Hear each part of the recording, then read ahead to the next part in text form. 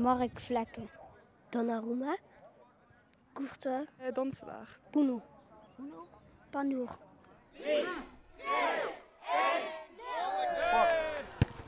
Ja, heel netjes. Wij bieden in principe een reeks aan van 12 trainingen in het voorjaar, 12 trainingen in het najaar. Dat dekt grotendeels voor deze leeftijdscategorie en voor deze doelgroep ook de behoefte in keeperstraining. De hoop is dat er over een paar jaar een keeper doorstroomt naar een profclub. Want nu kiezen de Limburgse clubs vaak nog voor een extern aangetrokken doelman. Ja, natuurlijk is dat frustrerend.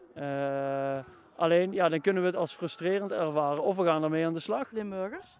Ja, dat is al eigenlijk jaren zo. Hè? Eigenlijk jaren zo. Kijk, als je ziet bij Ajax, daar hebben ze gewoon bij de onderbouw 2 keepertrainers, bij de middenbouw 2 keepertrainers. En daarom hebben wij de handen ineengeslagen om het keeperscollege naar een hoog niveau te tillen. Het is bijzonder dat er zoveel keepers op één veld staan, want normaal is dat wel anders. Ja, je staat toch daar alleen. Ja. Iedereen heeft zo zijn eigen ontwikkelingspunten. De balschop op de grond, dat moet ik nog wel oefenen. Daarom zit je hier. Ja. De ballen wegtikken. Hoe je moet duiken en zo. Beter leren keepen. Heel veel succes. Ja, dank je.